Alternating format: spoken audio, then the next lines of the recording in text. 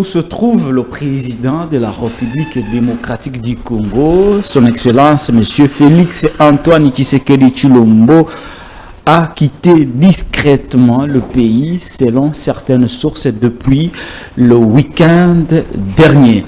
Direction pour l'inconnu, on ne sait pas où se trouve notre président de la République.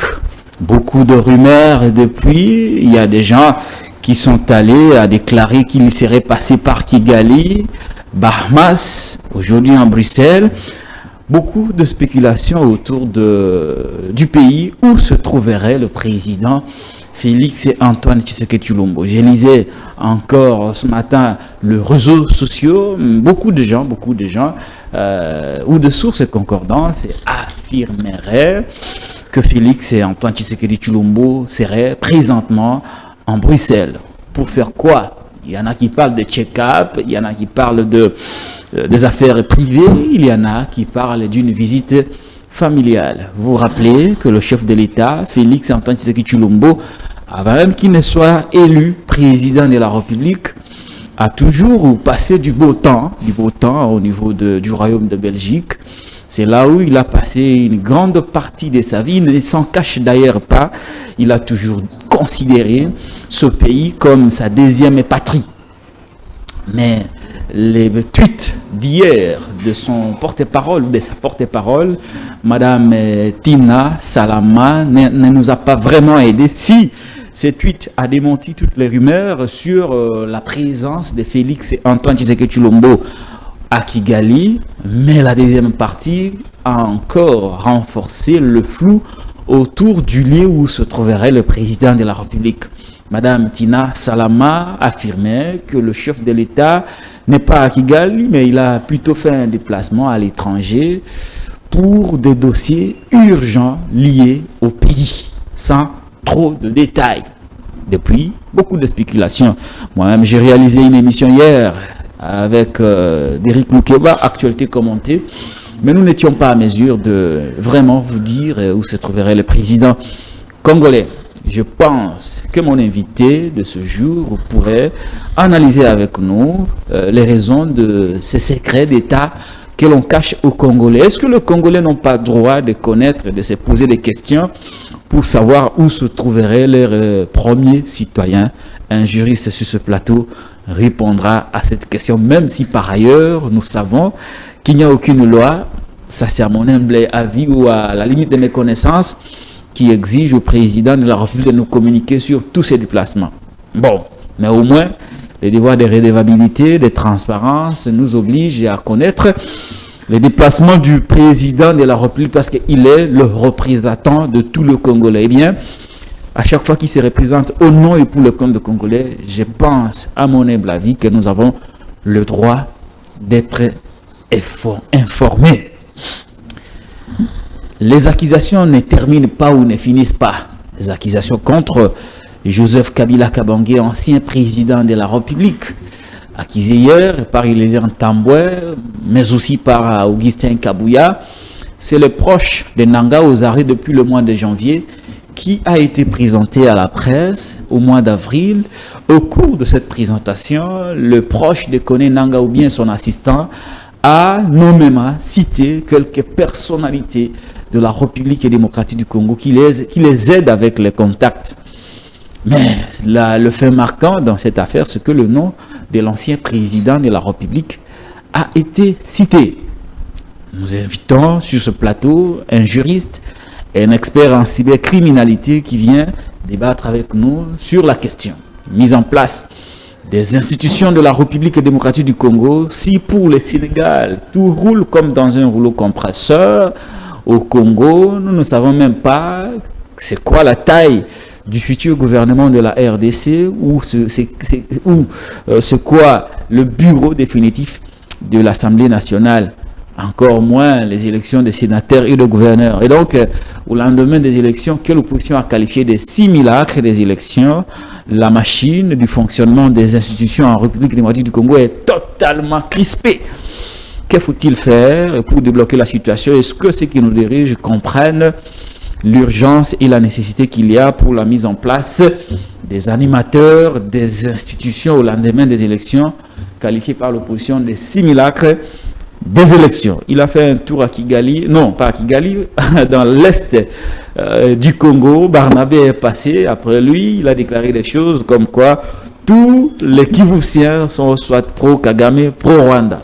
Sur ce plateau, nous avons l'honneur de recevoir aussi un compatriote du Sud Kivu. Hein? Il s'agit de Maître Carlos Mopili. Maître Carlos Mopili, bonjour. Bonjour, monsieur Patrick. Vous êtes mon invité de ce jour. Vous avez fait un petit déplacement dans le Nord. C'est ça, dans le Grand Nord.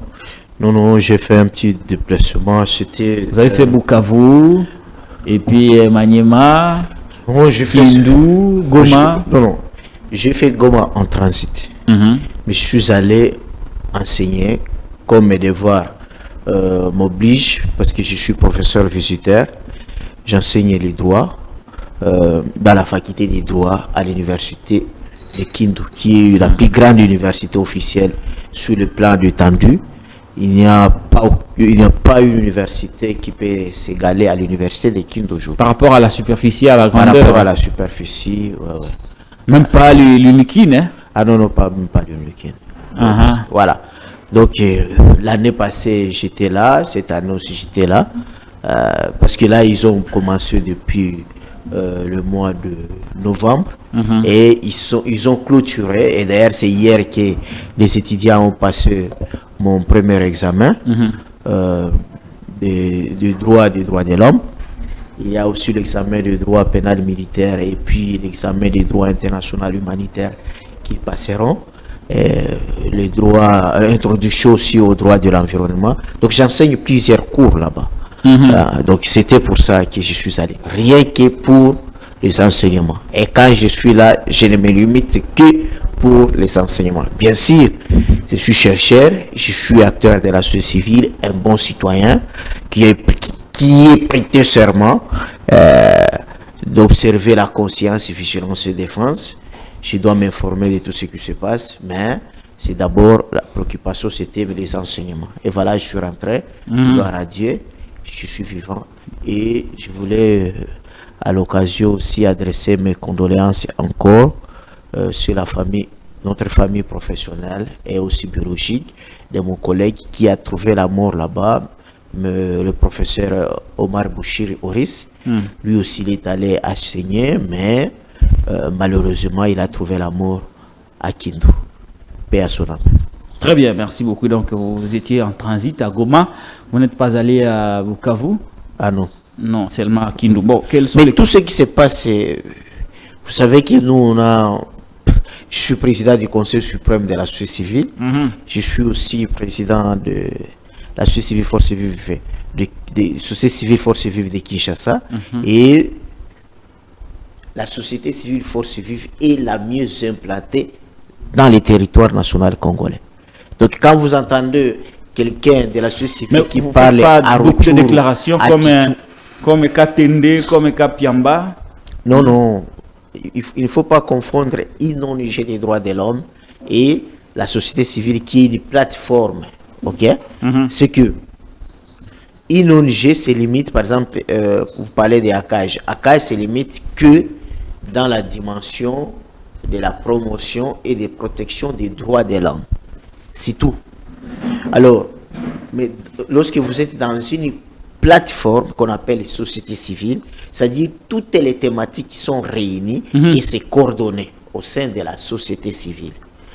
Donc c'est un peu ça la différence. Très bien. Alors, dire la société civile. Dites-nous un peu comment va Kindu. J'ai été là-bas pendant la campagne électorale, mais c'est une ville qui souffre. Non, du courant, il n'y a pas de courant à Kindu. Non, il n'y a pas de courant. Normalement, le courant venait de Kalima, de la centrale hydroélectrique Rojolokuru, de l'ex-Somenki. Mais malheureusement, tout l'argent que la SNEL empoche ne sert pas d'entretien à Kalima, c'est-à-dire à la source de l'énergie. C'est ce qui fait qu'il y a un problème vraiment sérieux malgré l'initiative locale, avec les générateurs et les carburants qui coûtent extrêmement cher. Vous avez une idée du prix du carburant Oui, mais ça a baissé, c'est maintenant à 5200, 4900, ça a baissé, mais ça a atteint les prix de 10 000 francs, de 9 000 francs. Donc la vie est très chère, la ville est enclavée, il n'y a pas les moyens de communication qui faisaient nourrir Kindu, c'était le train. Le train ne vient plus. Le train ne vient plus à Kindu. Ne vient plus à Kindu. La route aussi que Kabila a laissée à l'époque par route de terre battue vers passant par Kassongo jusqu'à Bukavu. Cette route est devenue impraticable et je leur dis il ne faut même pas pleurer et ne crois pas que le président n'est pas informé, parce que même à Kinshasa, toutes les routes sont devenues impraticables sous les yeux du président de la République, du Premier ministre, du ministre des Travaux publics. Donc, ne croyez pas que c'est ce qui se passe. Maintenant, l'insécurité, ça marche un peu, parce qu'avec les phénomènes que j'ai laissés l'année dernière de mai armé, des brigades mai armé, qui étaient en mèche avec les autorités judiciaires, certains des autorités de l'auditorat. Mais il faut dire que la violation des droits de l'homme se porte en religion dans cette ville, où selon les exposés que j'ai demandé à mes étudiants dans le cadre du LMD, parce qu'ils devraient descendre sur le terrain pour vivre les types de violations des droits de l'homme. En tout cas, c'est vraiment un cri alarmant. Qui nous bat les records, hein? Oui, c'est que là, l'auditorat militaire arrête les civils pour des faits, pour des infractions qui n'ont rien avec sa compétence matérielle. Même pour des dettes civiles, on arrête les gens. Donc c'est un État dans un État, et surtout que c'est le régime, l'exécutif aussi marche avec des commandos et qui, donc c'est vraiment catastrophique. Une population délaissée. Personne ne peut intervenir à part mon collègue de la société civile, Maître Kamundala, qui est aussi sous menace de mort par l'exécutif provincial et qui se comporte vraiment, je ne sais pas, un seigneur de guerre. Donc, c'est malheureux à Kindu. C'est très compliqué à Kindu.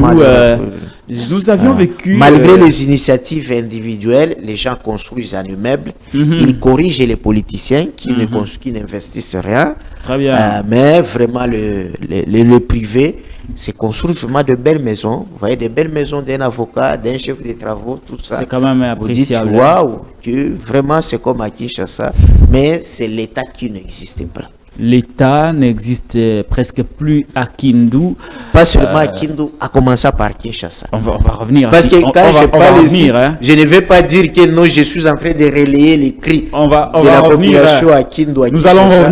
Nous allons justement revenir à Kinshasa. Souffrent aussi. Nous allons revenir à Kinshasa. Sous l'œil du président de oui, on va revenir à Kinshasa. La population de Kindu souffre sérieusement. Quelques routes, la seule chose qui soulage un tout petit peu la population de Kindu, ce sont les routes construites par le Premier ministre, l'ancien Premier ministre Matata Ponyo Mapone. Mais la situation sociale est extrêmement misérable. L'insécurité bat son plein. Le gouverneur est un électron libre qui se croit dans son propre pays, où il peut marcher sur n'importe quel citoyen, n'importe quelle chose qui bouge. C'est vraiment triste. C'est ici l'occasion pour moi de saluer nos compatriotes de Kindu qui m'ont écrit hier pour me signaler, qui nous suivent régulièrement. Les réseaux téléphoniques posent aussi problème. Quand vous êtes à Kindu, vous avez du mal à accéder à Internet. Non, nous étions vraiment en difficulté pendant la campagne. Les 24 heures passées à Kindu étaient vraiment un calvaire. Bon, voilà, on revient à Kinshasa. La situation n'est pas vraiment différente. Ici, par contre, on a des routes qui se sont dégradées. Par exemple, hier, vous avez circulé dans la ville de Kinshasa. Comment aviez-vous trouvé la ville de Kinshasa? La ville de Kinshasa. Non, non. Est-ce qu'il faut Kinshasa, c'est une ville? Non. Moi, je trouve que Kindu, c'est une ville que Kinshasa. Oui, oui. Demandez aux étudiants qu'il faut l'urbanisme. Allez à l'urbanisme, demandez la définition d'une ville. Kindu, c'est une ville. Mbandaka, c'est une ville. Même quand l'eau ne coule pas au robinet, même quand il n'y a pas du courant. Ouais, je vous dis, lorsqu'on veut parler d'une ville, on voit tous ces beaux bâtiments, plus l'écologie. L'écosystème. Oui. C'est que vous êtes à Kindu, vous voyez, il y a l'écologie. Les arbres qui sont là, aux alentours. Vous êtes en Bandaka, vous voyez des palmiers, les fleuves aussi. Tout ça, oui. Les fleuves aussi. Oui. Mais en Bandaka, vous voyez aussi les fleuves. Oui, les fleuves. À Kin, vous voyez aussi les fleuves. Oui, je vois. Je n'ai pas mis les fleuves dans la définition comme élément définitionnel. Okay. Je parle de l'écologie. Quand vous survolez toutes les villes, même désertiques, vous êtes à Abu Dhabi, à Dawa, partout, vous verrez qu'il y a les arbres. Et il y a des petits tuyaux dans les Moyen-Orient. Ok? Vous êtes à Damas, tout ça, vous allez voir des petits tuyaux d'irrigation. Puis vous quittez Dubaï jusqu'à Abu Dhabi, vous voyez qu'autour de l'autoroute, il y a les arbres à côté. Et quand vous voulez pisser, vous allez voir les petits tuyaux là, d'irrigation. Mais ici, nous avons des arbres qui poussent sans besoin d'être irrigués, mais nous n'avons pas de arbres. Parce qu'on coupe les arbres. On fait avec ça de braise. Comment avez-vous trouvé la ville de Kinshasa hier? Non, non, vous m'imposez encore la ville. La bidonville de Kinshasa la bidonville est telle qu'elle est en train de partir. Et je vous annonce, parce que le Météosat a prévenu qu'il y aura de fortes pluies qui vont descendre jusqu'à 100 000 mm au lieu de 50 000 qui est... Donc la situation sera plus grave. Il y aura plus d'érosion. J'ai dit aux gens qui sont aux environs des têtes d'érosion, je les conseillerais, lorsqu'il plaît la nuit, de vider leur maison. Parce que ça sera très catastrophique. C'est terrible. Hein? Prenez les problèmes naturels, les problèmes qui est naturel, mais aussi spirituel. Qu'est-ce qu'il y a de spirituel là, ici? Vous, les scientifiques, vous commencez à mélanger les spirituels et la science. Je suis professeur d'université, mais n'oublie pas que c'est depuis novembre 1998 que j'étais consacré en pleine parade comme évangéliste aumônier militaire. Vous? Oui. Vous êtes un homme de Dieu? Mais comment? Je prêchais. À l'époque, je me rappelle même. Maître Carlos Semopili. L'actuel numéro 1 de notre armée. Vous prophétisiez aussi? Non. Ah, ok. C'est-à-dire, l'armée a ses propres serviteurs dédiés. On ne peut pas appeler un pasteur, par exemple, les grands apôtres Roland Dallot, ou bien Marcelo Tounassi, ou bien... Comme j'ai vu celui de Gomala en train d'imposer les mains sur les militaires. Non, ça ne se fait pas. Parce que quand vous appelez un pasteur civil venir prêcher le militaire, il va commencer à prêcher que non, Dieu est bon, Dieu c'est le pardon, Dieu c'est la tolérance, aimez votre ennemi, si votre ennemi te donne... Tapez vous tapez par gauche, il faut lui donner la droite. Là, vous allez faire quoi? Vous allez démotiver le militaire. Mais moi, quand je prêche devant les militaires, je leur prêche. La violence. D'abord, je prêche que tuer n'est pas un péché, mais c'est assassiner qui est un péché. Même si parce qu'il y avait une mauvaise traduction des 10 commandements, je les prêcherai que les Philistins étaient les ennemis des Israélites, mais Dieu a donné la force, les gris-gris, des mystiques à Samson pour tuer l'ennemi et pour protéger la terre, la théologie de la terre. Je vais les prêcher, je vais leur prêcher que David a eu la force mystique pour tuer Goliath. Donc verser le sang de l'ennemi n'est pas un péché. Et tu vas voir beaucoup de gens qui passent sur votre plateau pour dire: oh, les gens de la fidèle, ils ont touché les armes, ils ont pris ils ont touché les sangs. Des civils absolus et des inconscients C'est comme ça que dans l'armée, on dit que les civils sont moins intelligents que nous recrues. Mais moi, en tant qu'évangéliste aumônier, je ne prêcherai pas. Donc comme vous ça. vous moquez de nous, les civils. Mais les civils restent civils. Les civils dans l'armée, vous êtes rien. Vous êtes impoli, vous êtes maladroit, vous êtes sale. C'est comme ça qu'on instruit. Ça, c'était une parenthèse. C'est ça, oui. Bon. Une parenthèse. Merci beaucoup, Maître Carlos Semopili, pour cette entrée Merci. en la matière. Voilà, vous nous considérez comme tel, mais aujourd'hui, lorsque vous voyez la discipline des hommes, certains hommes en uniforme, cela laisse à désirer. On ne va pas aller trop loin. Comment? Le capitaine Traoré là de Burkina Faso laisse à désirer. J'ai vu un civil à Goma en train d'imposer les mains sur toute une litanie des militaires. Ça ne se fait pas. Et les militaires étaient tête courbée. Non, moi si j'étais auditeur, j'allais interpeller le commandant d'unité et j'allais les j'allais les faire condamner. Non, ça ne se fait pas. Bien habillé. L'armée est organisée à ses aumôniers.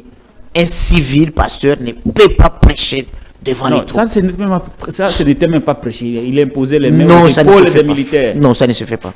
Bon. À ce moment-là, vous nous considérez des civils comme des inconscients, mais ce que nous avons vu là, c'est totalement catastrophique. Alors, Maître Carlos Semopili, on va aller vite, on va vider quelques actualités avant de vous poser la question sur où se trouve le président. Certainement que vous ne connaissez pas. Certainement que vous ne connaissez pas où se trouverait le président de la République. Mais ce n'est pas cet aspect des choses qui va nous concerner ou qui fera l'objet de nos entretiens ou de mes questions. Vous avez suivi, tout comme moi, les dépositions ou mieux les témoignages ou les révélations faites par le proche de Nanga, Eric Kumba, qui est aux arrêts.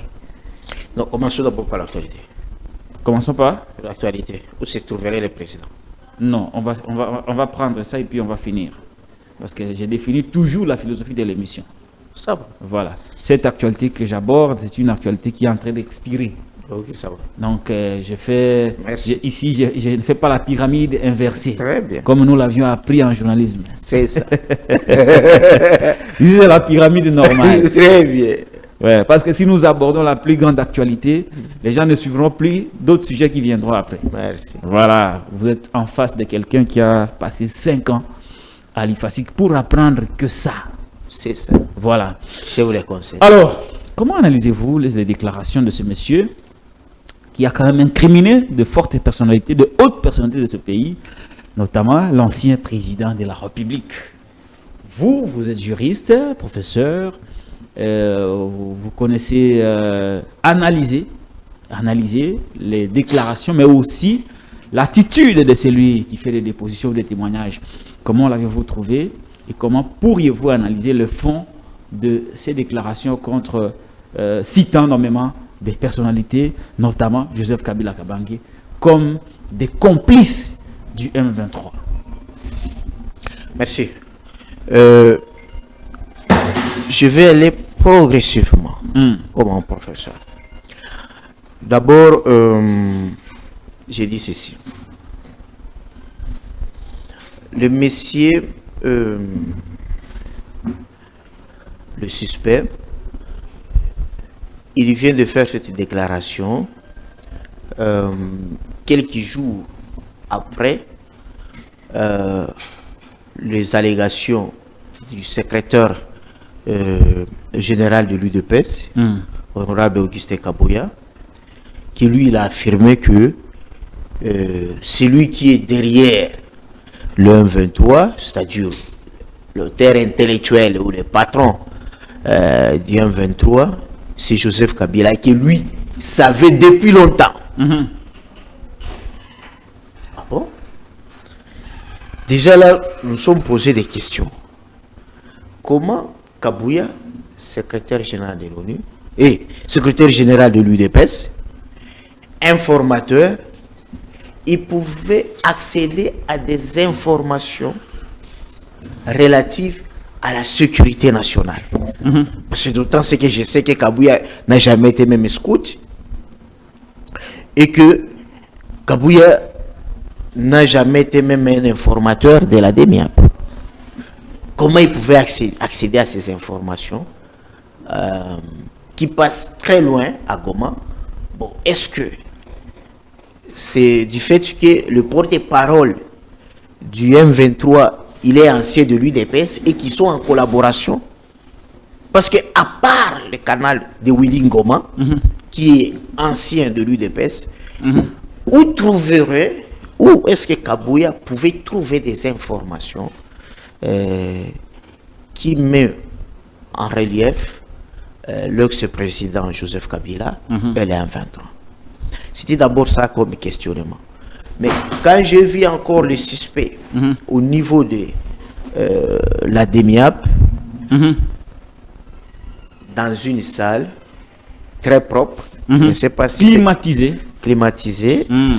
Je ne sais pas si cette salle a été louée ou cette vous avez salle... suivi l'audition. Oui. Cet extrait-là qui a fait le tour des réseaux sociaux. C'est ça. C'est-à-dire d'abord que les suspects, là, je mélange les choses. Parce que j'ai aimé les cours de critique historique. Et j'ai salué mon professeur Biloussa et j'ai approfondi ces cours-là. C'est que, si je ne me trompe pas, c'est qu'on a préparé une salle, on fait venir le suspect, parce que nous sommes encore au niveau de la DEMIAP, c'est devant un OPG. Et le suspect est là. Ce n'est pas la première audition. C'est supposé que le suspect aurait déjà été auditionné et le suspect avait à citer le nom des gens qu'il a cités.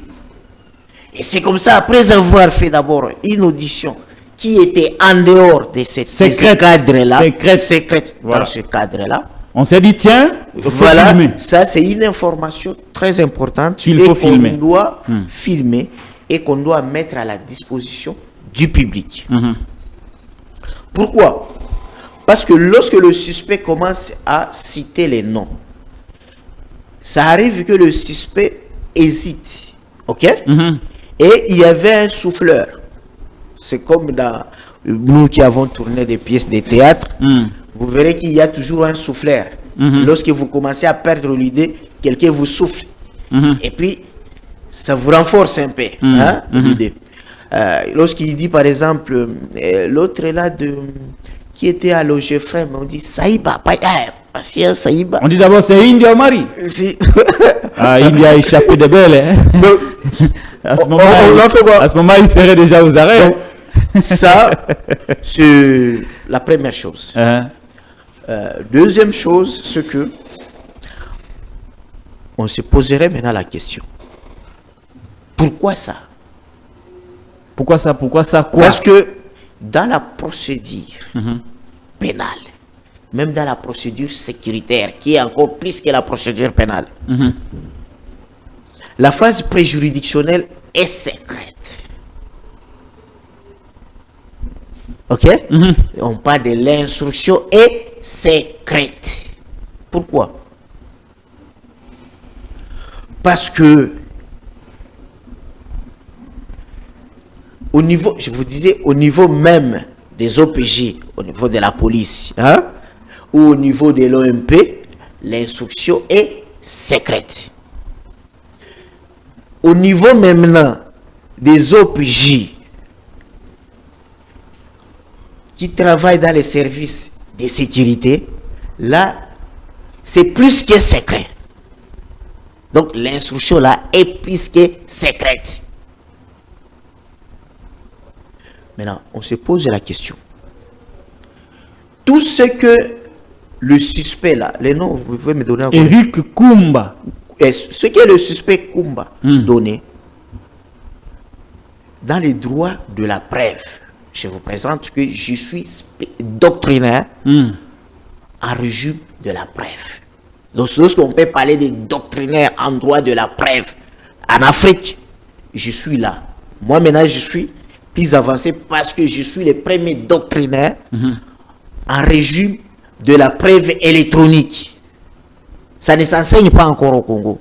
C'est moi, quand j'enseigne les cours d'administration de la preuve, que j'ajoute le dernier chapitre, la preuve électronique. Ça ne s'enseigne pas encore au Congo. Donc, dans ce qui concerne les droits de la preuve, où on se pose la question, à qui incombe la charge de la preuve? Et on se pose la question sur les différentes sortes de la preuve. On vous parle de preuve parfaite ou irréfragable et de preuve imparfaite ou ce qu'on appelle des preuves par présomption. L'aveu d'un suspect n'est pas une preuve irréfragable. C'est une preuve par présomption, une preuve imparfaite. Parce que ça peut arriver que, vous vous souvenez de ce qui s'est passé en Arabie Saoudite, les deux frères jumeaux, l'un qui croyait trop, qui vraiment était infidèle des Coran, et l'autre qui était brigand. Et le brigand, il est allé faire un scandale, il a tué une personne, et la foule qui les suivait pour les lécher, pour les tuer. Et il est arrivé, il a réussi quand même à fuir jusque dans leur maison. Il a trouvé son jumeau. Il a dit, j'ai tué une personne. Je dis, voilà, aujourd'hui on va te tuer. Pourquoi tu as fait ça? Et il dit, mon frère, je ne sais pas. Et il dit, donne-moi votre soutane avec le sang. Il lui donne sa soutane avec le sang. Il porte sa soutane. Et lui, il lui donne sa soutane blanche sans du sang. L'innocent, les frères jumeaux, innocent, sort avec sa soutane pleine de sang. Il se présente devant la police. La police l'arrête. Mais avant de sortir, il dit à son frère, je sors, tout ce qui m'arrivera, j'accepterai, mais à une seule condition, que tu respectes le Coran, que tu sois un bon citoyen, fidèle à la parole du prophète Mahomet. Le frère innocent, jumeau innocent, est sorti. Et il est passé aux aveux que c'est moi qui ai tué, oui. Et il sera exécuté. C'était la peine de mort, il est mort. C'est plus tard, après 2 années, que le frère coupable, le frère jumeau coupable, va dire un jour, après 30 ans, dans un témoignage, que son frère est mort à sa place. Donc, l'aveu n'est pas une preuve irréfutable. Irréfragable. Même quand quelqu'un accepte, il faut mener toute l'enquête. Ça arrive souvent pour les parents affirmer, prêts à accepter, à témoigner à la place de leurs enfants. Ça arrive. Donc, ce sont pour nous, lorsque le suspect Eric Kumba cite les noms, qu'est-ce qui se passe? On considère ça comme indice. Et un indice, dans les droits de la preuve, ou dans la recherche de la preuve, nous sert d'étincelle, de piste pour aller en profondeur afin maintenant de trouver de preuves parfaites. C'est-à-dire, qu'est-ce qu'il faut faire? Non, on termine d'abord le premier niveau là. Deuxième niveau, quelle est la mission maintenant de la DEMIAP? Est-ce que c'est rechercher des indices ou c'est de rechercher le renseignement? Je vous dis que quelqu'un qui est formé en sécurité, il est plus qu'un journaliste. Parce que vous les journalistes, votre mode c'est conditionnel, vous conjuguez au mode conditionnel. Souvent, pas tout le temps. Souvent, au mode conditionnel.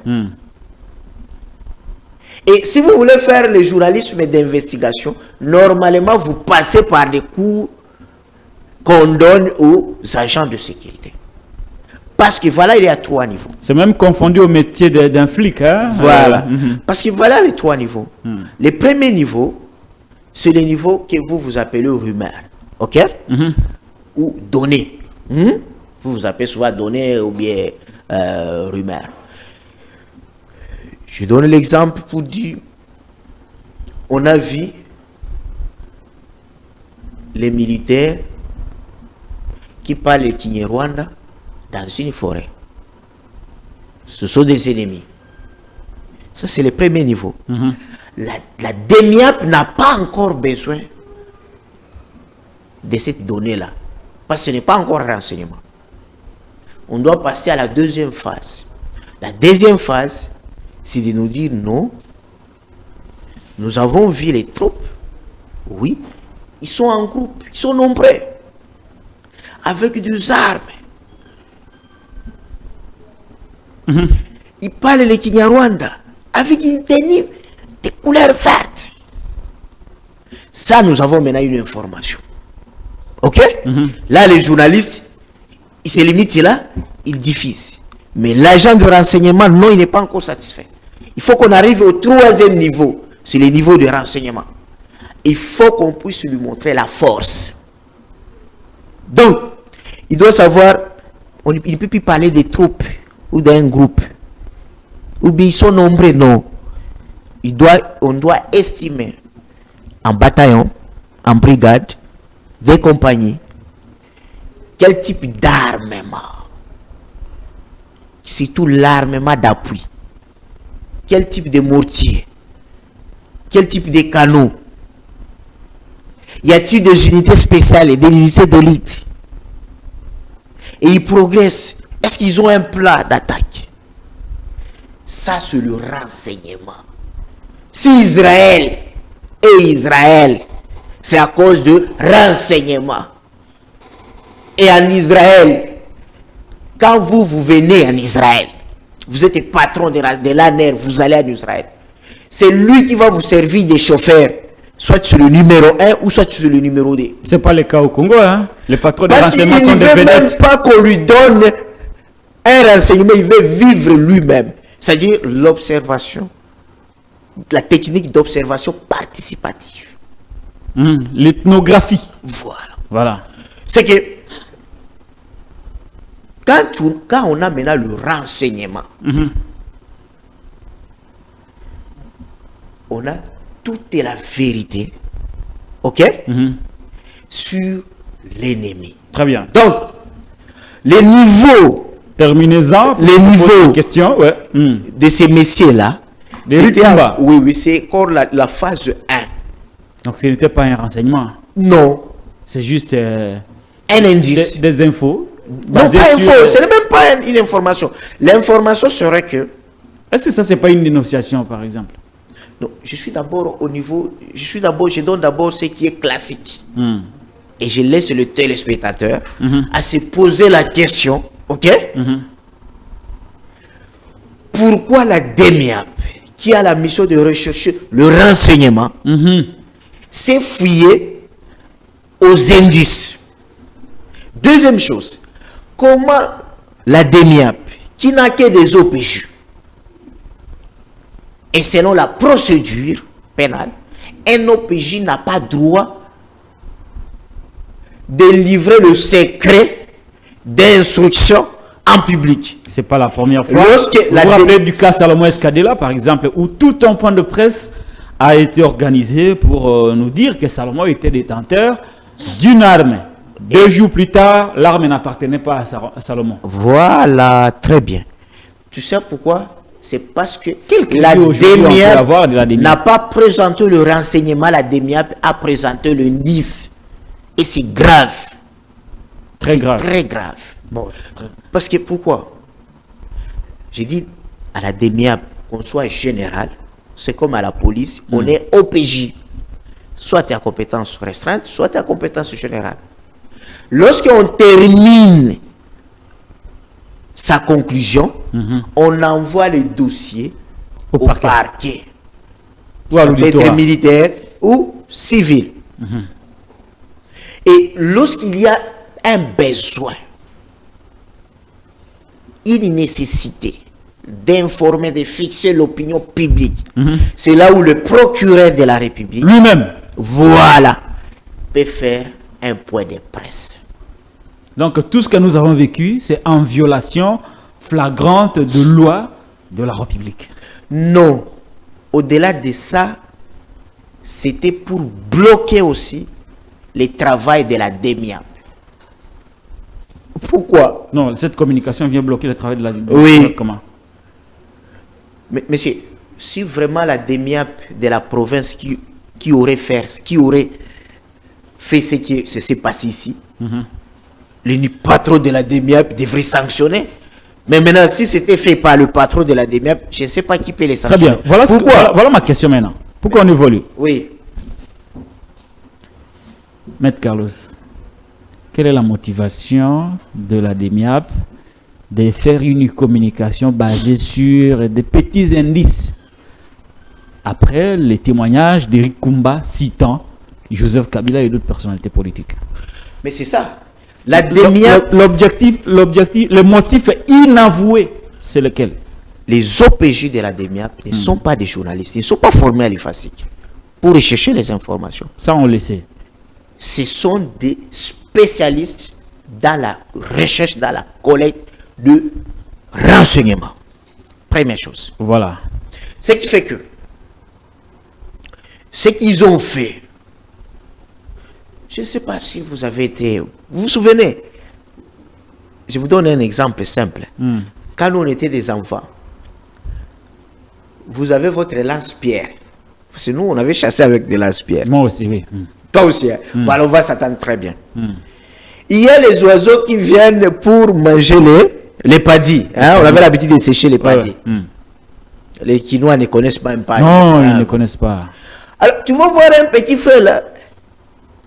Pour vous faire blesser, qu'est-ce qu'il fait? Il jette un caillou et les oiseaux s'envolent. Mais lorsqu'on est un chasseur et on a besoin de chasser un oiseau, c'est avec le silence. On vise très tranquillement, avec précision, et on tire. C'est ça le travail de la DEMIAP. Oui, ça je comprends. Mais ce que la DEMIAP a fait, c'est comme quelqu'un qui fait... Non. Et les oiseaux s'envolent. Là, vous n'êtes pas sur ma question. Ma question est celle-ci. Oui. On a compris le travail de la DEMIAP. Vous avez si bien expliqué les choses, Maître Carlos Mopili. Ma question est celle-ci. Légalement, la DEMIAP ne peut pas communiquer. Cette OPJ ne peut pas filmer l'instruction et la diffuser sur les réseaux sociaux. Évidemment. Ça, c'est ce qui est légal. Maintenant, attendez, s'il vous plaît. Attends, s'il vous plaît. On a arrêté votre confrère cette année. S'il vous plaît. C'était pourquoi? Oui, ça va. Si c'est illégal, pourquoi l'avoir fait? Et quel est le motif inavoué pour la DEMIAP de diffuser l'instruction qui est censée être secrète? Est-ce que ma question est claire? Oui, elle est très claire. C'est quoi le motif inavoué? Là, j'entre dans des suppositions. Ah, ok. Très bien. C'est que la DEMIAP, qui abandonne sa mission traditionnelle ou légale, se substitue ou poursuit la mission des journalistes, c'est-à-dire de médias, de la RTNC. Des pratiques locales, par exemple. Et même de la RTNC. On ne peut pas diffuser une information qui est encore à la phase préjuridictionnelle. C'est parmi le délit de presse. C'est que vous pouvez être un journaliste et vous tombez sur telle information. Il y a des réserves. Hein? Si vous diffusez, c'est l'infraction de la violation des secrets de l'instruction. Voilà. Et vous êtes arrêté. Les devoirs des réserves. Voilà. Donc, parce que on a poursuivi votre confrère cette année. C'est parce qu'on lui imputait d'avoir obtenu des informations au niveau de la DEMIAP ou quelque part, et puis il les a diffusées. Maintenant, aujourd'hui, la DEMIAP qui poursuivait sans preuve votre confrère cette année s'autorise de violer les secrets de l'instruction. Alors, je me dis... Ça, c'est clair. Jusque-là, c'est clair. Pourquoi je suppose, c'est que si la DEMIAP pouvait faire comme la RTNC, comme le média, les médias, ce sont des outils pour la création de l'opinion publique. Lorsqu'on veut fabriquer une opinion publique, on se sert de médias pour préparer l'opinion à faire quelque chose. C'est que Ça a commencé avec le meeting. Lorsqu'on parle devant le meeting, comme le secrétaire général Kabouya l'a fait, vous êtes déjà dans la communication des masses, vous êtes sous le régime de la presse. Maintenant, la DEMIAP emboîte le pas de Kabouya. C'est que tous ils sont dans le régime de la presse.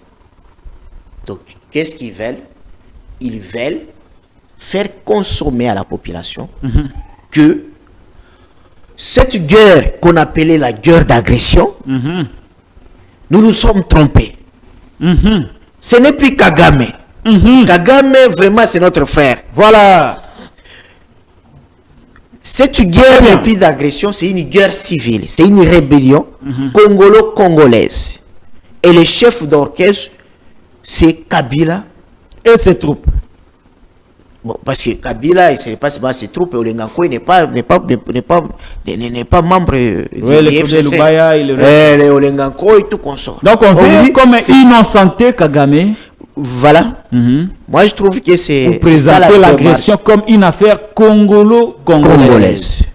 En tout cas, je peux dire c'est ça. Merci beaucoup. Parce qu'aujourd'hui, les médias qui ont suivi ces choses, les ambassadeurs qui sont ici, en tout cas le débat sur l'agression est clos. Ah, Kagame quitte. Mais Kagame peut même poursuivre l'État congolais devant les instances pour acquisition gratuite. Oui, c'est ça. Très bien. Kagame peut poursuivre. À partir de la sortie de Kabouya et de la DEMIAP, parce qu'on n'a même pas cité aucun Yamulenke. Non, ça ne sont pas aucun touche congolais. Non, non, non. Parce qu'on a toujours dit que non, les gens du PPRD, les Kabila ont fait infiltrer les Rwandais. Mais sous la liste des personnes citées, discutées, aucun Yamulenke. Aucun Tutsi. Aucun Tutsi. Je peux dire même aucun ancien du RCD, même du MLC. Si je ne me trompe pas. Parce que Olenganko n'a jamais été du RCD, du MLC. Claude Lubaya non plus. Claude Lubaya, jamais. Passia Saïba, jamais. Bob Kabamba, un professeur là, jamais. Joseph Kabila, jamais. Donc, aucun ancien du RCD. Même India à qui on a fait un peu allusion. Non, attention. Si India était de l'autre côté, je pouvais dire, peut-être on a raison. Parce que si Kabila est derrière ça, il prendra Indra. Il prendrait India. Il prendrait India. Il ne prendrait pas des civils. Papa, Kabila. Il vous prendrait vous aussi, hein? Il solliciterait peut-être mon expertise. Voilà. Papa, Kabila est un militaire tout fait. Pas même un militaire. Un ancien rebelle. Fils d'un grand rebelle d'Afrique. Ok? Donc s'il a besoin de faire une rébellion, il ne passerait pas par des Willingoma, des Nanga. J'ai dit. Lorsqu'on reconnaît Fachi comme fils d'un grand opposant de la démocratie non violente, on reconnaît aussi à Kabila comme le fils d'un grand opposant armé en Afrique. Qui a aussi lui-même été dans la forêt. En Afrique. Le seul qui a réussi le grand Che Guevara au maquis. Mais maintenant, Kabila là, qui est né au maquis de Ouattara, qui n'a jamais joué au foot, ni au billes comme nous. C'est vrai. Là où il voyait seulement les avions commerciaux traverser le maquis, vite il allait se cacher dans un trou de fusiliers ou dans les tranchées de communication. Avant de faire son exil 5 ans avant la création de l'UDPS, il faut savoir que Kabila a été exilé 5 ans avant la création de l'UDPS. Ça, c'est Kabila Junior. Kabila Joseph. Okay. Il a commencé son opposition avant l'UDPS, les membres de l'UDPS. Donc, s'il a besoin de faire la rébellion, il ne passerait pas par des Nanga, des Willingoma, je vous fais. Et toute cette bande d'aventuriers. Mais comment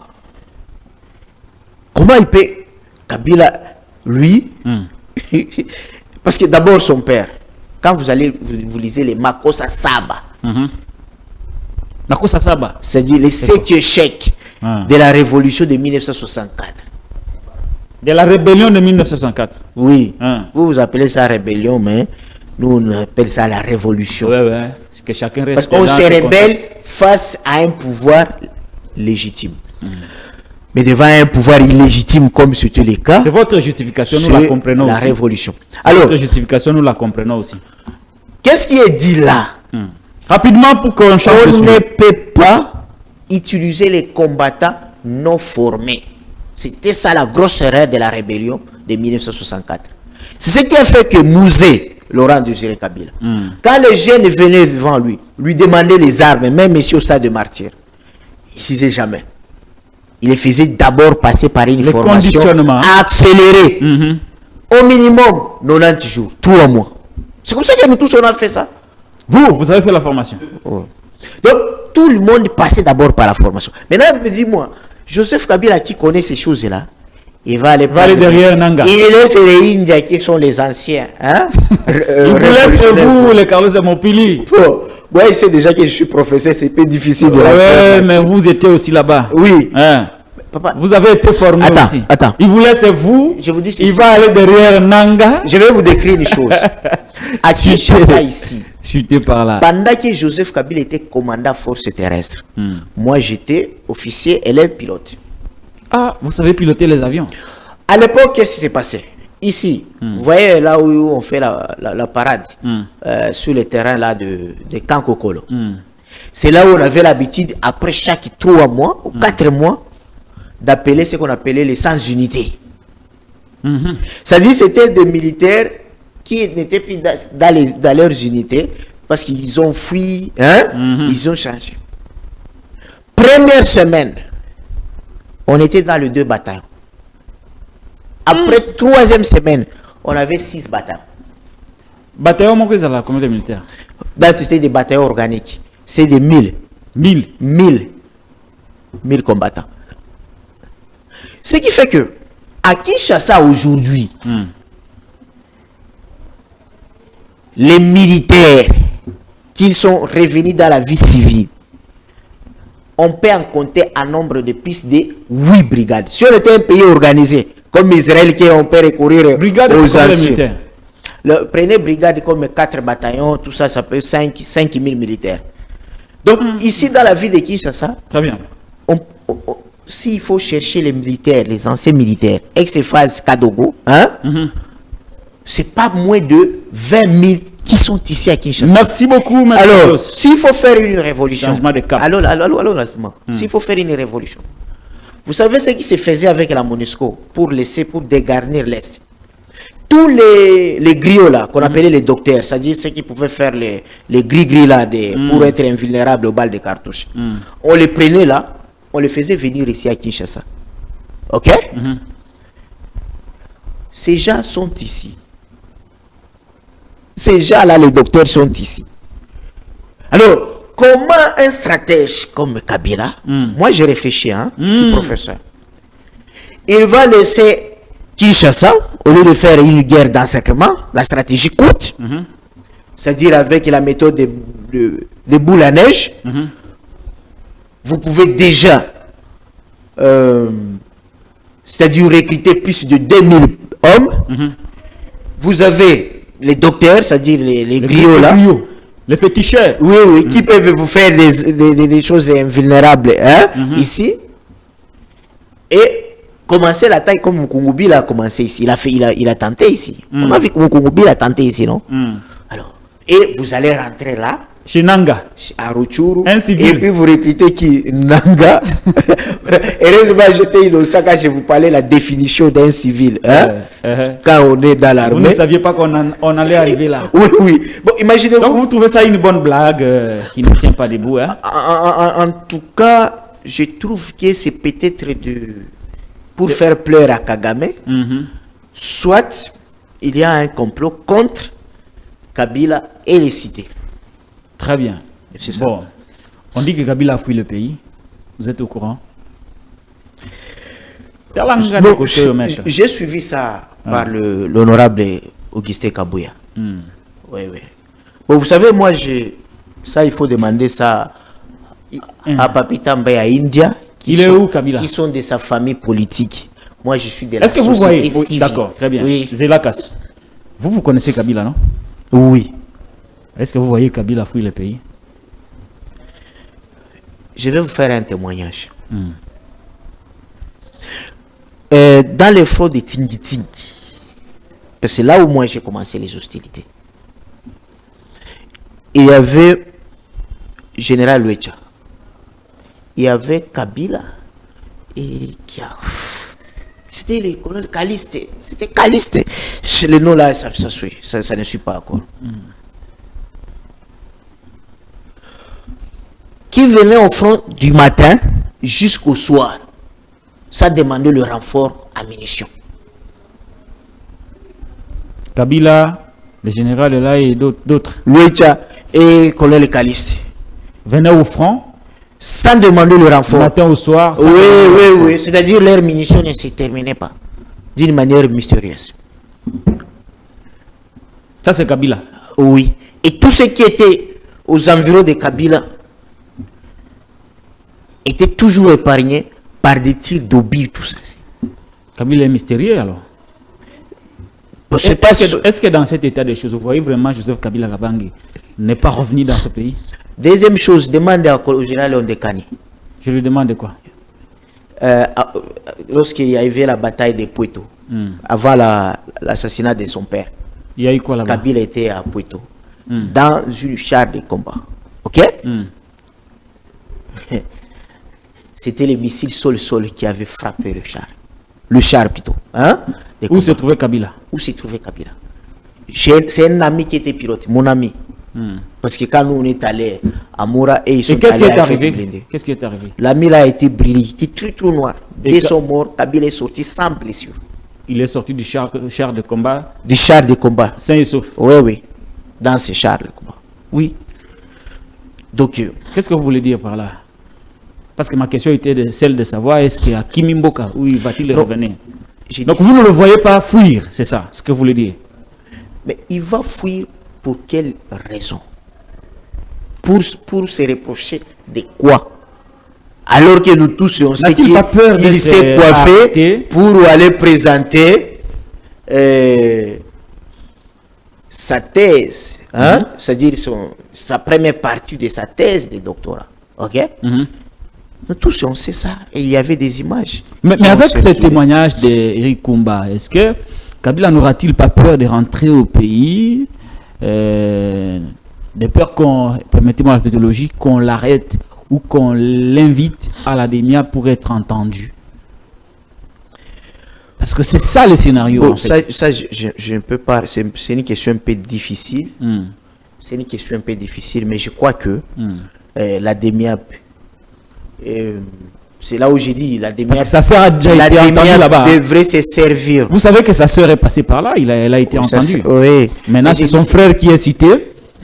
Son frère qui est un ancien président de la République, fils d'un autre ancien président de la République, accusé de complicité avec les rebelles.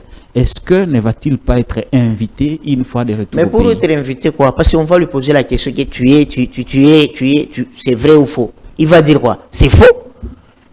Et puis après? Est-ce que c'est comme ça que la DEMIA doit récolter les informations? À partir des indices, on allait poser la question au suspect. Quel type de collaboration? Quel est le mode opératoire? Quel type d'assistance qu'apporte Lengankoy, qu'apporte Kabila, qu'apporte Claude Lubaya? Et quel est l'élément tangible, l'élément matériel? Et comment ça se fait? Il y a ce qu'on appelle le flux d'informations. Ok? Si Kabila, ça passe par qui? Tout ceci. Et on allait procéder par la filature, par l'écoute téléphonique, tout, partout. Merci. Mais alors, vous allez l'interpeller pour vous poser la question. Est-ce que c'est vrai? On t'a cité ici par monsieur, si c'est Eric, vous dites Eric. Kumba. Et Kumba. Et Kabila va dire, oui, pardonnez-moi. Non. Si on invite Joseph Kabila à la DEMIA, c'est pourquoi on parle que l'instruction doit être secrète. Très bien. Ça, on a déjà utilisé les analyses. Et pour ne pas aussi donner le temps aux gens. Les analyses étaient déjà très pertinentes. C'est ça. Quelques questions directes maintenant. Oui. Est-ce que si on invite Joseph Kabila à la DEMIA, va-t-il répondre à l'invitation? Ça, je ne sais pas. Ça, je ne sais pas. Habité. Donc, ça, je ne sais pas. Très bien. Bon. On va voir s'il va rentrer au pays. Mais on change de chapitre. On dit que Joseph Kabila Kabange a quitté le pays sans laisser de traces à la DGM et dans les frontières congolaises. Félix Tshisekedi, lui aussi, vient de quitter le pays. Cette fois-ci, on ne sait pas où il se trouve. Maître Carlos Mopili, avec la collaboration d'Éric Loukeba, on va prendre le tweet de Tina Salama à plein écran. On va les lire ensemble, hein, Maître Carlos. Je vous reviens très rapidement et avec des questions. Voilà. Ça, c'est le tweet de Mama Tina Salama, le président Tshisekedi, le président de la République, Félix Antoine Tshisekedi Tshilombo, n'a pas fait le déplacement à Kigali pour participer à la commémoration du génocide, contrairement à ce qui a été diffusé sur la RTBF, média belge. Il a effectué plutôt un déplacement à l'étranger pour des dossiers urgents liés au pays. Ancienne journaliste des radios Okapi, devenu porte-parole du président de la République, Maître Carlos Mopili, professeur à l'IFASIC, la seule université UNISIC, la seule université crédible qui enseigne les sciences de l'information et de la communication. Si elle était votre étudiante et que vous lui avez donné un devoir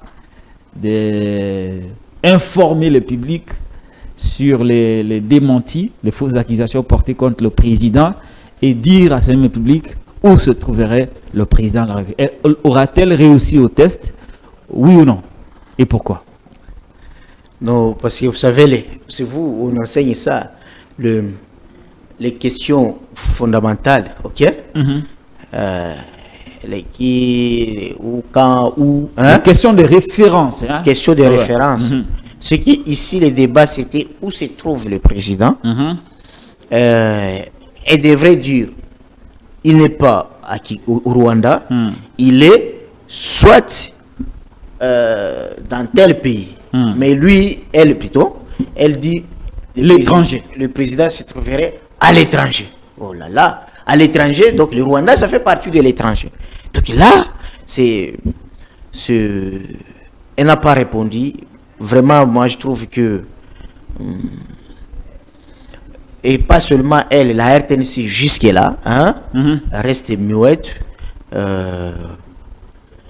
Et nous connaissons aujourd'hui qu'au niveau de la présidence, il n'y a pas vraiment de secret. À chaque fois que le président se déplace, même dans une fête de mariage, il y a les images qui nous parviennent, qui ne devraient pas sortir. Ok?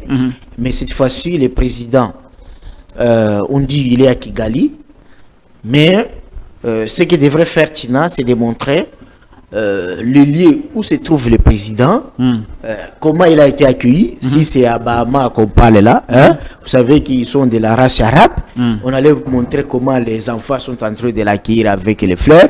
Si c'est à Belgique, on allait voir aussi comment en Belgique il est accueilli. Ok.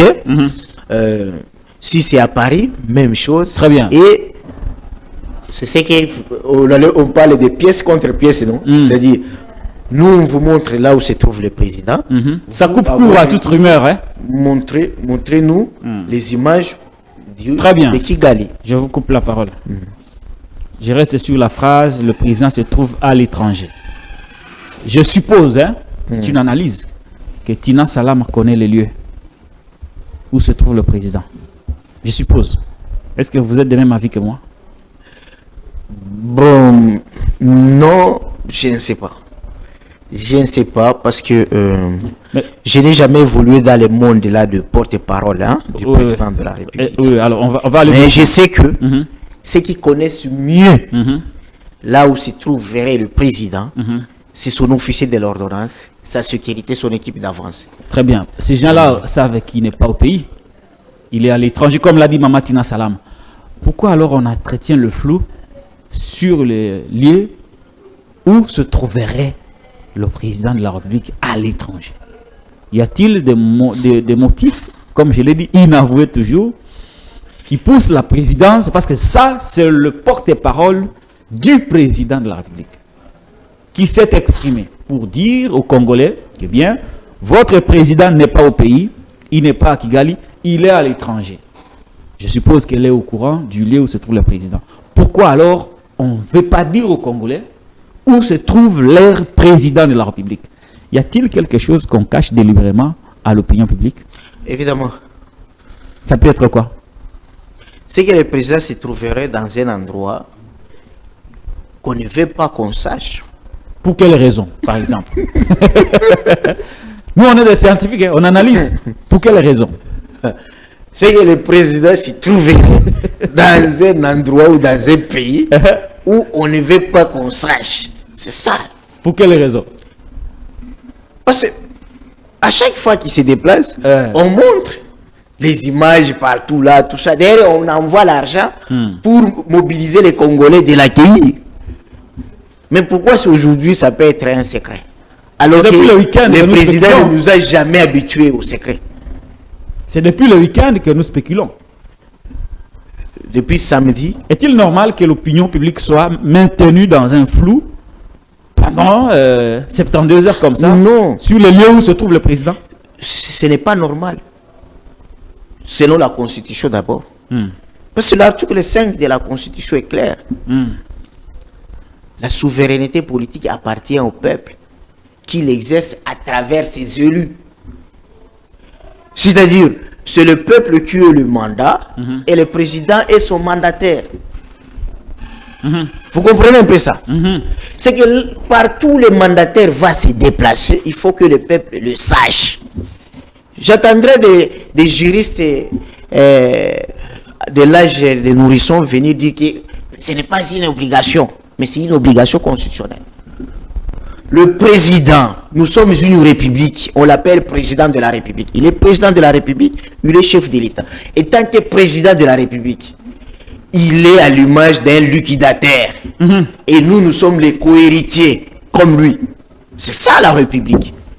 Mais lorsque le liquidateur se déplace, on devrait être au courant. Nous, les co-héritiers, nous devons savoir il est allé où. Est-ce que ça peut déstabiliser le pays? Et quand vous lisez même l'article 74 même de son serment, le président dit quoi? Moi, le président, avant d'entrer en fonction, le président prête serment devant la Cour constitutionnelle et les serments ci-après. Moi, président Félix Tshisekedi, élu président de la République, il dit de remplir loyalement et en fidèle serviteur du peuple. Le président de la République n'est pas le chef du peuple. Il est le serviteur du peuple. C'est nous, le peuple, qui sommes son patron. Alors, lui, serviteur, le serviteur sans informer le patron. Est-ce que le serviteur peut voyager n'importe où sans informer le patron? Et c'est tout qu'il se déplace avec l'avion et les moyens de l'État. Et les moyens de l'État. Non. Il doit informer. Et encore, voici ce qui trouble l'opinion nationale. Nous sommes dans une période exceptionnelle qu'on n'a jamais connue dans notre pays. Peut-être vous ne regardez pas le pays avec les lunettes constitutionnelles. Mais je vais vous faire porter ces lunettes. Patrick Lukala, l'article 75 de la Constitution est clair. Lorsque le président, en cas de vacances de la fonction présidentielle, qui fait l'intérim? Le président du Sénat. Il est où? Il est démissionnaire. Voilà. Il est à l'Assemblée nationale. Donc aujourd'hui, le président ne devrait même pas voyager. On doit plus le sécuriser. Parce que quelque chose lui arriverait. Qui fera son intérim? On n'a pas un président du Sénat. On n'a pas un premier ministre, on n'a pas un gouvernement. Donc, sur toutes les 4 institutions de la République, nous avons l'institution président de la République, institution gouvernement, c'est le président de la République, là où nous avons, il a prêté serment. L'institution gouvernement, qui n'existe pas. L'institution parlement, qui n'existe pas aussi. Pas encore. Cour et tribunaux. À la cour là-bas, il y a des juges qui sont mais nous sommes au niveau de là. Ici, on voit d'abord la cour constitutionnelle. Parce que c'est là où on trouve les présidents des conseils supérieurs de la magistrature. Là aussi, il y a les juges qui sont faits. Vrai mandat. Or, c'est la cour constitutionnelle qui pouvait nous donner une jurisprudence. Mais elle aussi, elle est mise en cause sur le plan. Donc en principe, il ne devait pas voyager.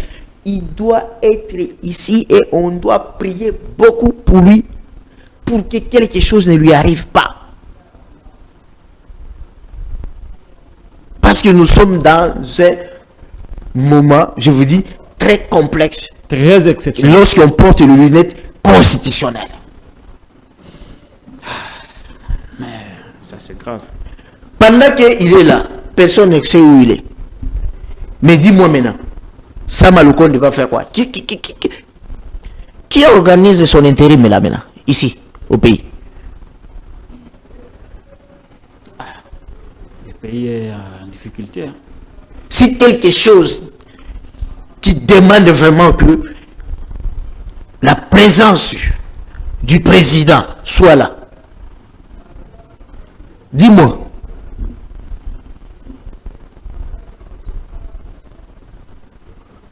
Ah, ça devient compliqué. On ne sait même pas quand il va rentrer. Bon, c'est ça Malokonde qui va parler. C'est Maman Touna. Tina Salama. Non. Maman Judith. Toulouka. Que j'ai salé en passant. Donc on est comme ça. On est bloqué. On est bloqué. Et M. Pessilé. Pas encore. Ah. La question c'est quoi? Je reviens à ce que vous disiez là. Non, nous devons réfléchir intelligemment. Ouais. Chuter. Je vais chuter. Cher Patrick, vous ne voyez pas que tout ce qui se passe entre Kabila et Fachi, ça s'est encore passé il y a longtemps. Il y a longtemps? Oui. Quand? Après l'indépendance. Entre Kassavou et Lumumba? Oui. Mais là, c'était le Premier ministre et le président. Ici, il s'agit d'un ancien président et de président. Sur la responsabilité de l'assassinat de Lumumba. L'Occident ne tue jamais sans porter le gant. Et le gant, c'est toujours les Congolais. Je suis professeur pour corriger beaucoup de fautes historiques. On dit que Lumumba a été assassiné au Congo. Non. Lumumba a été assassiné dans un état étranger. Ça, il faut qu'on corrige ça dans nos têtes de nos enfants. L'état indépendant du Katanga avec un président de la République reconnu par la Belgique. Avec sa monnaie, son hymne national, son drapeau. État indépendant du Katanga. On prend un ministre et on va l'envoyer. Je salue. Il a beaucoup de fautes. Mais pour ça, je salue la mémoire de Moulopoué. Kalonji, le président de la sécession Sidi Kassaïn. Lui qui a refusé de porter le sang de Lumumba. On va envoyer Lumumba dans un état étranger. Au Katanga. Et c'est là où il sera assassiné. Et les Blancs se cachent. Ça devait affaire congolaise. Pour chasser les soubas du pouvoir, encore l'Occident se cache derrière Sassou. Parce que les soubas, c'est quelqu'un qui venait de l'opposition démocratique. C'est toujours les conseillers là, à côté de l'Issouba, qui les soufflent. Attaquer Sassou. Sassou constitue une menace contre vous. Alors que on sait très bien que les généraux, les officiers, les troupes, ces gens-là ont prêté fidélité à Sassou. Sassou, c'est un général. Et je vous dis déjà que quand on est formé dans l'armée, on vous dit que Ndekonayo, ils allaient soldats, civils à Ndekonaote. Première chose, les 3 premiers mois, pour vous transformer au Lungwa Likili, au Lungwa civil, pour comme militaire, c'est de te transformer pour que tu saches que Ndekonayo, c'est lui, les compagnons d'armes, pas les civils. Donc, Ndekoya soda, Azarka soda, civilité. Continuez. Mais, on pousse l'Issouba d'utiliser les frères de Sassou, c'est-à-dire les militaires, les compagnons d'armes, contre Sassou. Et vous savez ce qui s'est passé. Sassou n'avait qu'un peloton. À chaque fois qu'on venait attaquer Sassou, le peloton devenait compagnie. Compagnie devenait bataillon avec des armes d'appui. Donc, quand on envoie, les militaires sont capturés avec des armes lourdes, on laisse à Sassou. Et Sassou s'est constitué toute une armée qu'on appelle Cobra. Et il a pris le pouvoir. Mais le chef d'orchestre, c'est toujours l'Occident, qui avait déjà signé des accords avec Sassou. Parce que l'Issouba voulait mener des réformes sur le pétrole. Et vous savez ce qui était la suite. Donc, depuis longtemps, il y a toujours cette volonté de pousser le président Fathi à provoquer son frère Joseph Kabila comme une menace. En fait qu'il y ait un affrontement et qu'eux puissent agir. Agir par quoi? On ne sait pas. Merci. On ne sait pas. Parce qu'il y a des drones qui peuvent arriver, soit, on va dire, si Kabila est tombé, celui qui portera le sang de Kabila, c'est Tshisekedi. Si c'est Tshisekedi, celui qui portera son sang, c'est Kabila. Et si c'est les deux, on dira qu'ils se sont entretués. Et puis on prend un inconnu. On prend un inconnu. Merci beaucoup. Et M. Sili cette fois-ci. Toi aussi, laissez maître. Ok, ça Merci va. beaucoup, Maître Carlos Mopili. 30 secondes pour ma conclusion. Il y a mon Kikaga. Pour la conclusion, c'est de dire au numéro 1 de l'UDPS, Augustin Kabouya, que il patronne l'UDPS, mais il dit savoir que l'initiative de la création de l'UDPS n'est pas congolaise. L'UDPS, après le discours de Mobutu de 1973 à la tribune des Nations Unies, l'Occident a compris que non, Mobutu est devenu incontrôlable et puis très nationaliste. Et qu'est-ce qu'on devrait faire pour mettre en difficulté ce lumumbiste de Mobutu? On devrait lui créer un parti politique d'opposition avec certains mécontents du régime. D'où ça a commencé un peu rénové et puis ça a porté la dénomination de l'UDPS. C'est comme ça que les compagnons de Mobutu de 1960 à 80 sont devenus des fondateurs de l'UDPS. Et l'UDPS a eu le soutien de l'Occident. Et c'était le parti en Afrique qui est le mieux implanté partout. Syndicalistes partout, dans toutes les sociétés étatiques. Vous trouvez les gens de l'UDPS. Mais aujourd'hui, les professeurs ne sont pas encore payés. On a interdit, on les paye de $2000, ils touchent $1000 aujourd'hui, comme prime.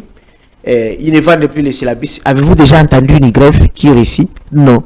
Parce que la plupart des syndicalistes sont de l'UDPS.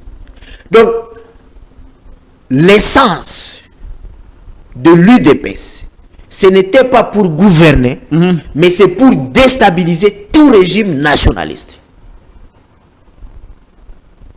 Je répète, l'idée que l'Occident a conçu pour mettre en place un grand parti d'opposition, ce n'était pas pour qu'il puisse gouverner. C'est pourquoi le papa Etienne Tshisekedi n'a jamais eu le soutien de l'Occident pour diriger les pays. Non. Et il le savait lui-même. Mais il avait le soutien de l'Occident pour faire l'opposition. Maintenant, aujourd'hui, l'UDPS est au pouvoir avec tout ce qu'on appelle investissement de l'Occident. L'Occident ne sait plus quoi faire. L'Occident ne sait plus quoi faire.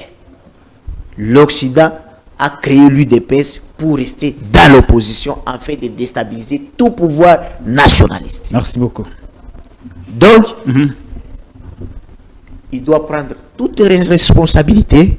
Il n'est plus Kabouya d'hier, il devient grand Kabouya où tous les grands se prosternent devant lui. Tous les grands que lui voyait à la télé se procède devant lui. Donc, il doit prendre le destin de ces pays, ok, et jouer le rôle que Jean-Marc Abound jouait aux côtés du président. De dire non. De lui dire, président, attention. Bateau, non, c'est comme ça. Et monsieur Sile. Voilà. Merci beaucoup, Maître Carlos Mopili. Rendez-vous la fin de la semaine ou début de la semaine prochaine. Ngana Bino, de ce qui a clin d'œil à Derek Loukeba, les maestros. Moi-même, je suis Patrick Loukala. Cette émission, nous la dédions à la population de Kindu, qui m'avait envoyé des messages hier. Nous la dédions également à la population de Bunagana, des Rwindi, des Sake, la population de l'Est particulièrement. Nous aurons l'occasion d'y revenir avec Maître Carlos et sur d'autres actualités liées à la situation sécuritaire de l'Est. Mais pour aujourd'hui, on s'arrête ici. Ceux qui au CP une émission, allez, abonnez-vous à la Télé News, chaîne de la liberté.